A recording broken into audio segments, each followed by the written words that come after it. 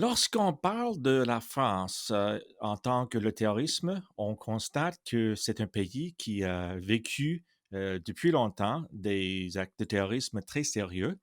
On a eu, par exemple, en 2015, en janvier, les attentats contre Charlie Hebdo, dans lequel on avait, une douzaine de morts. Quelques mois plus tard, bien sûr, on avait les attentats du Bataclan et de la Stade de France, dans lequel on a eu presque 140 morts et plus de 450 blessés. Et plus récemment, on a vu la décapitation de Samuel Paty, qui était un enseignant qui voulait démontrer le problème des caricatures de Mahomet, et un jeune Tchétchène a décidé que c'était quelque chose qu'il ne voulait pas voir dans les écoles françaises. Alors ce Tchétchène l'a tué et l'a décapité. Mais est-ce que ces attentats et le risque de terrorisme en France, est-ce que ça mérite une réponse plus dure du gouvernement de la France? Pour constater à ces questions, pour avoir un débat sur ces questions, je suis tellement ravi de faire le bienvenu de nouveau à Alexandre Rod, qui est un rechercheur et, entraîneur des forces sécuritaires françaises dans le sujet du terrorisme. Et on va discuter de ces questions, de qu'est-ce qui se passe en France, qu'est-ce que c'est le niveau de la menace et qu'est-ce qui sont les sentiments de la société française vers la menace terroriste. Alors, bienvenue Alexandre. Bonjour, merci Philippe, merci de me recevoir. Alors, la dernière fois qu'on a eu une conversation, il y a quelques semaines, je pense pas qu'on a traité le phénomène de cette nouvelle loi qui a été promulguée assez récemment par le gouvernement d'Emmanuel Macron. C'est une loi contre le séparatisme, et on dit qu'il y a des gens en France, et j'imagine c'est Macron et son gouvernement, qui pensent que la laïcité est en danger. La laïcité est bien sûr une des fondations de la République française. Et cette loi va respecter les principes de la République. Euh, il va contrôler les associations religieuses et culturelles. Il va durcir les règles de l'enseignement, et il va réprimer la haine en ligne. Il y a des gens qui disent que ce n'est pas une loi contre le séparatisme, tandis que c'est une loi contre l'islamisme et même l'islam lui-même. Qu'est-ce que vous en pensez? Alors, moi je pense qu'il faut partir de la menace que l'on fait face et comment la France peut y répondre. En France, on a un problème qui est double. Le problème du terrorisme djihadiste, donc de l'action violente sur laquelle on a pu travailler, des assassinats, des attentats qu'on a pu subir. Il peut prendre différentes formes. Voilà. Pour cette menace-là, on y apporte une réponse qui est une réponse sécuritaire. Ça peut être les forces de police, ça peut être le renseignement, ça peut être la question militaire à l'étranger. Voilà. Ça, on a réussi à le faire, on a adapté notre système depuis 2015 pour y répondre. Maintenant, le deuxième problème, c'est la question de la radicalisation et de la radicalisation violente. C'est le fait d'accepter que pour promouvoir une idéologie, on cherche la violence ou au moins on la justifie. Euh, sur le sol français, on a une série de vecteurs de radicalisation qui peuvent venir de différentes mouvances, mais la mouvance principale, il faut le reconnaître, c'est l'islamisme. Et ces vecteurs de radicalisation qui peuvent être des associations, des clubs de sport, des lieux de culte, des groupes d'amis, des endroits de discussion en ligne sur Internet, avancent cette idéologie-là violente et poussent certains à passer à l'acte. Le cas le plus clair, c'est évidemment l'assassinat de Samuel Paty, où Samuel Paty a donc donné un cours sur la liberté d'expression en utilisant les caricatures Mhm. de Charlie Hebdo, a été ensuite accusé par par une jeune élève qui n'était pas là Oui, euh, oui. d'avoir accusé ces choses-là, et ensuite a été désigné par une association qui promouvait l'islamisme comme une cible pour être frappé par quelqu'un qui est passé à l'acte. L'intérêt de cette loi-là, c'est donc de lutter contre cette radicalisation violente-là, et qui est donc plus large. Évidemment que la radicalisation, on n'y apporte pas une réponse qui est que sécuritaire, on apporte une réponse qui est sécuritaire, mais qui est aussi sociale, économique, éducative, culturelle. Donc la loi confortant les principes de la République, c'est ça son objectif. Alors, encore une fois, il faut être clair, l'État français n'a pas vocation à transformer tous les citoyens en centristes parfaits. On a le droit d'avoir une pensée extrême ou radicale en France, on a une liberté d'opinion qui est défendue. L'idée, c'est de régler des attitudes qui portent atteinte à la loi sur des questions de laïcité, d'éducation et contre le séparatisme. Voilà, on a vu ce mouvement de repli en raison de croyances religieuses ou d'appartenance à certains groupes, et cette volonté de sortir du champ républicain. Alors, c'est une bonne question. Est-ce que cette loi-là va causer plus de problèmes et compliquer les choses? Alors, cette loi déjà, elle est très très large, elle travaille sur les services publics, les associations, la dignité de la personne humaine, la lutte contre les discours de haine en ligne, l'éducation, le sport. Euh, elle régule certaines de ces attitudes. Moi, je pense qu'encore une fois, c'est difficile de faire une prédiction de l'impact de celle-ci. Moi, je pense qu'elle est pertinente et qu'elle propose des solutions à des problèmes clairs qu'on a pu évoquer. L'interdiction, par exemple, comment dire, de menacer un professeur qui donne un cours en accord avec les programmes de l'éducation nationale, euh, s'assurer que dans les clubs de sport, on ne promeut pas une idéologie particulière, comme ça peut être le cas dans certains clubs de lutte, auxquels appartenait le jeune Tchétchène qui a tué Samuel Paty. La vraie question de savoir quel va être son impact, c'est, moi je pense, une question de communication. Comment est-ce qu'elle est présentée? Est-ce qu'il y a un effort de pédagogie pour expliquer quelles sont les valeurs de la République, comment elles sont incarnées, et comment on peut les défendre, et pourquoi cette loi cherche à les défendre? De Mhm. façon évidente, certains groupes vont exploiter cette loi-là pour accuser la France d'islamophobie et pour essayer de monter les tensions et de radicaliser une partie de la population. Maintenant, la question est de savoir est-ce qu'on arrivera à expliquer la chose correctement, à faire cet effort de pédagogie qui permet qu'il n'y ait pas ensuite une sorte de phénomène de retour de manivelle. Est-ce que vous pensez, Alexandre, que cette loi était une réaction directe à la décapitation de Samuel Paty, ou est-ce que c'est quelque chose qui était en train depuis longtemps? C'est quelque chose qui était en train depuis longtemps, elle a été évoquée déjà à l'été 2020, donc quelques mois avant Samuel Paty, et le discours du président de la République qu'il annonçait a eu lieu le 2 octobre, si je ne me trompe pas, donc 15 jours avant l'assassinat de Samuel Paty. Euh, non, non, c'était un travail de longue haleine apparemment pour le gouvernement qui a pris depuis longtemps. Évidemment, elle a été mise en lumière par le terrible attentat. Oui, j'imagine qu'un crime tellement horrible comme la décapitation de Samuel Paty, ça donnait comme l'impetus au gouvernement de dire, OK, maintenant c'est le temps de le faire. C'est ça. Donc, mais ça avait été évoqué, elle était préparée, elle avait été annoncée 15 jours avant.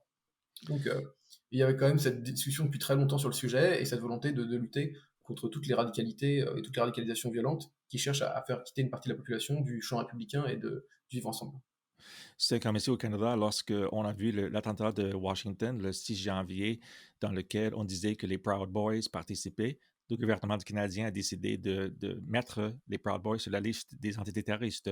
Ils disent ils en discutent depuis longtemps, mais c'était vraiment la meute à Washington qui a vraiment comme forcé ou pressionné le gouvernement de le faire. Alexandre, je sais qu'en France, depuis longtemps, lorsqu'on parle de la menace terroriste, on parle plutôt de la menace islamiste, la menace djihadiste.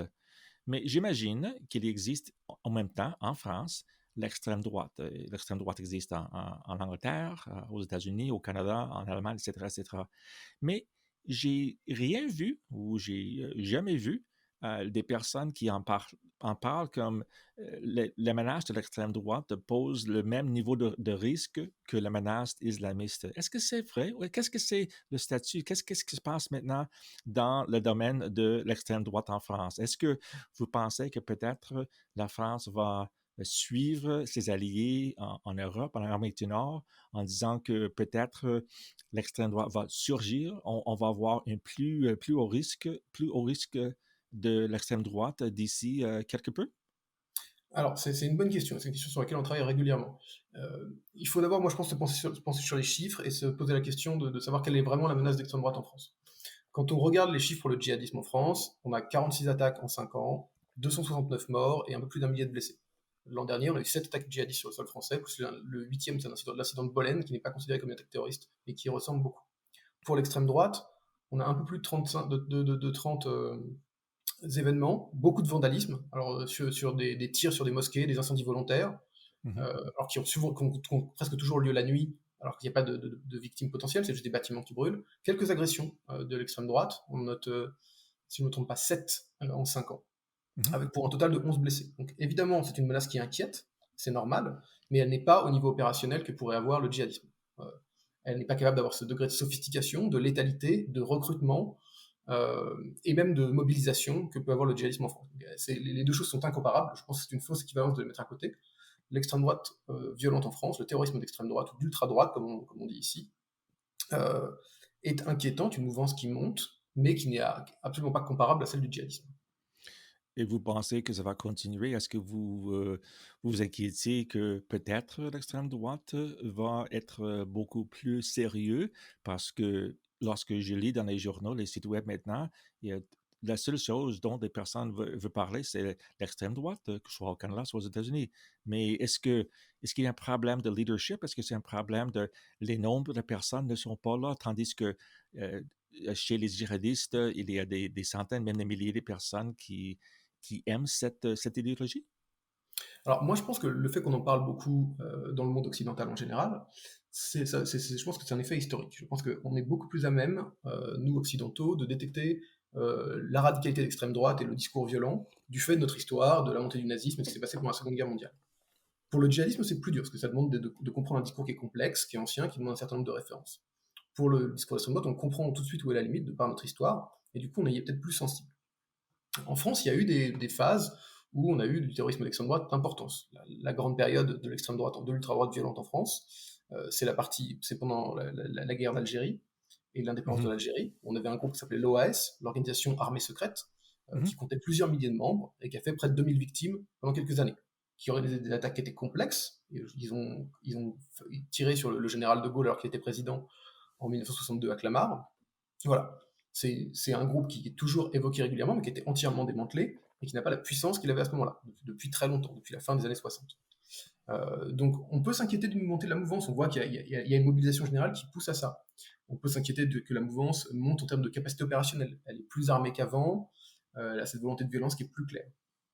En revanche, elle n'est pas comparable à la menace djihadiste euh, en termes de capacité à frapper le sol français. Donc il faut se poser la question, il faut s'inquiéter de ces choses-là. On voit que ça monte par exemple en Allemagne de façon inquiétante.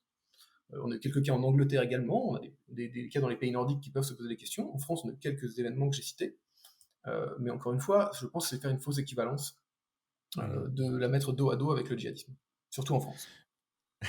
Je pense que vous êtes la seule personne que je connais, Alexandre, qui dit que les deux problèmes ne sont pas comparables parce que je lis de plus en plus maintenant des gens qui disent que la menace de l'extrême droite est pire que la menace de l'État islamique, tandis que l'État islamique est en train de tuer des dizaines, même des vingtaines de personnes en Irak, en Syrie et ses alliés en Afrique, en Asie, tandis que l'extrême droite ne tue personne. Ou s'il fait un attentat, comme vous venez de dire, ces attentats arrivent en nuit. Il y a peut-être une mosquée qui est brûlée, mise en incendie, mais il n'y a pas tellement le niveau de mort que font les djihadistes. Alors, ça, je vous remercie de l'avoir dit parce que ça m'étonne et ça m'agace et ça m'inquiète qu'il y ait des personnes qui ne peuvent pas comparer ou qui traitent de dire que la menace de l'extrême droite était si grave que la menace de djihadisme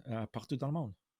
Non, et je pense qu'il faut garder les yeux ouverts, il faut se poser la question de la menace d'extrême droite. On a eu des cas sérieux dans le monde occidental dans les années précédentes, l'attaque de Christchurch en Nouvelle-Zélande, l'attaque de El Paso au Oui, oui. Texas, qui mènent à s'inquiéter, mais elles sont encore une fois, elles sont assez rares. Elles sont dans des pays, comment dire, voilà, et elles sont dans des pays comme les États-Unis, un peu en Allemagne, également, enfin en Nouvelle-Zélande, c'était une nouveauté, ça n'avait jamais eu lieu.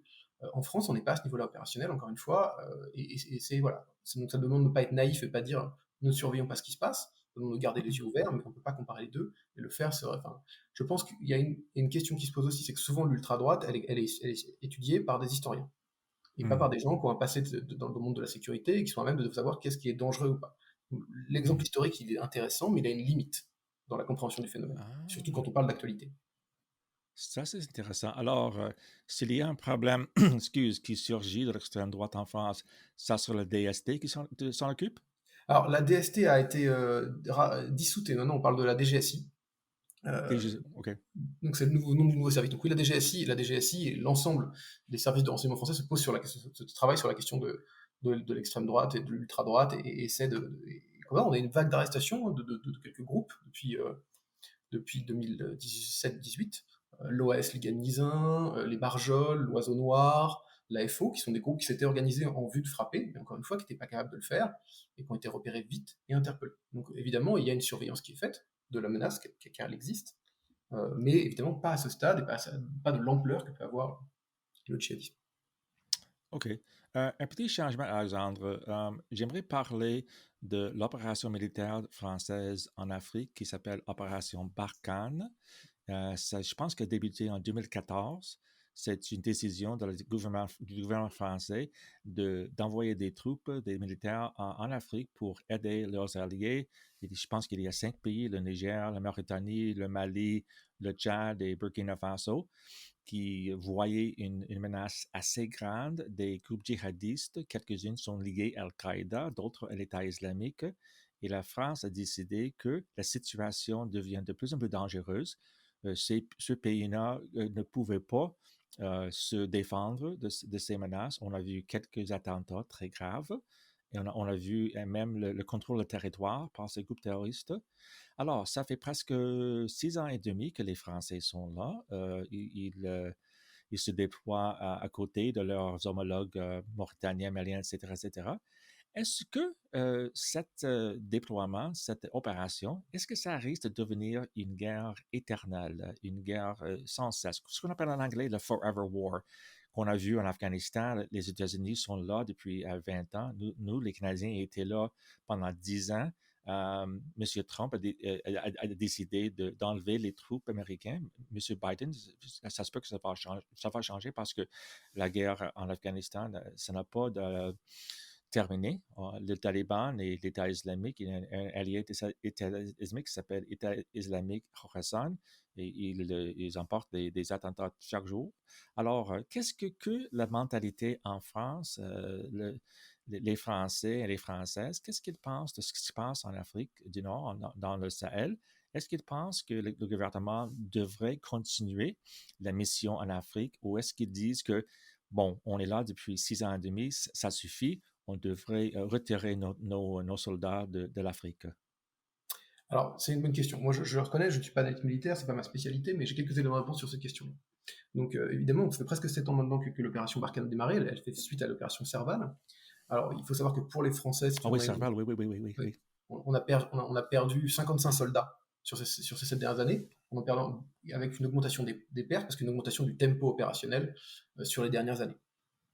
En face, on a réussi à neutraliser plusieurs centaines de djihadistes chaque année. Donc on est en face à des groupes qui sont liés à Al-Qaïda, beaucoup d'anciens héritiers de la guerre civile algérienne, et des Oui, groupes qui sont liés à l'État islamique. Pendant un temps, ils se sont regroupés sous le groupe de soutien à l'islam et aux musulmans, alors, en une trêve entre eux, qui n'est plus d'actualité aujourd'hui.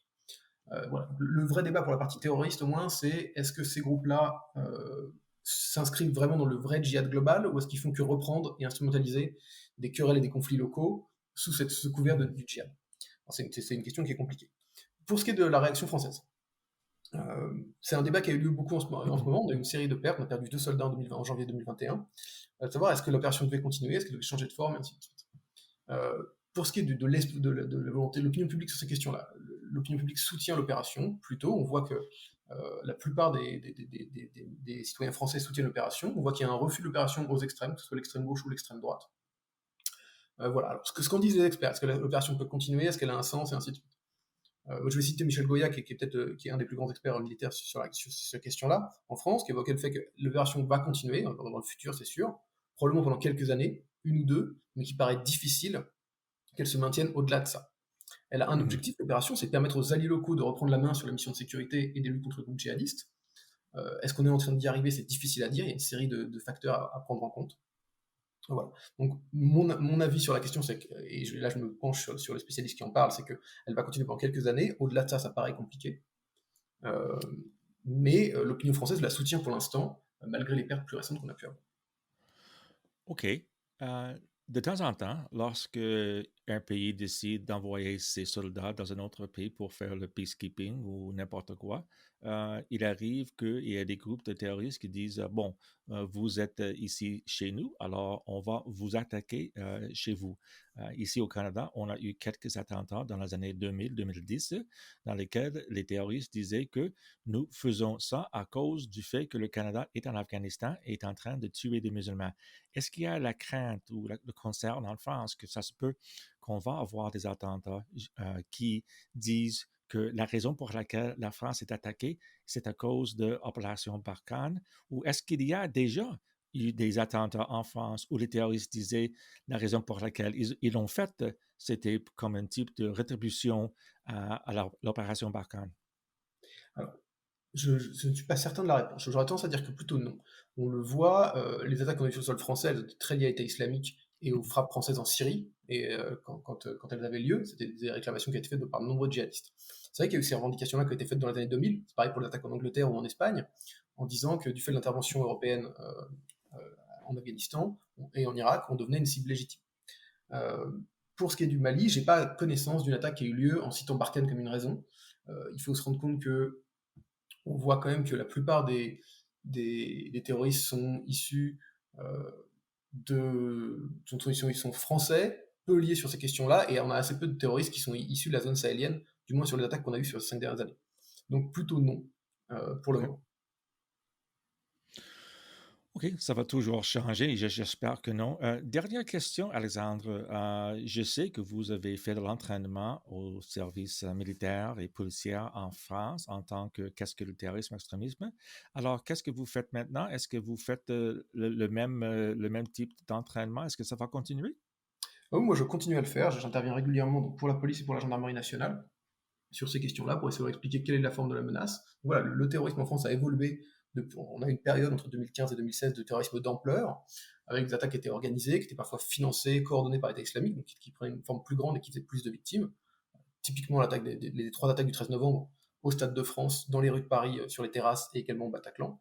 Là, on voit que le mode opératoire change. On est sur des modes d'action plus simples, à l'arme blanche, à la voiture Mhm. bélier. Donc l'idée, c'est d'adapter la formation qu'on propose aux forces de l'ordre. Donc, voilà quelle est la menace aujourd'hui, voilà comment il faut vous préparer, essayer de leur fournir un certain nombre d'outils pour faire face à cette menace-là. Donc il y a toujours évidemment, la police et la gendarmerie nationale sont tout à fait intéressés pour ces sujets-là. Il y a un travail qui est fait constamment, évidemment que je ne peux pas évoquer en détail, mais sur ces questions-là de façon régulière pour les forces de sécurité françaises.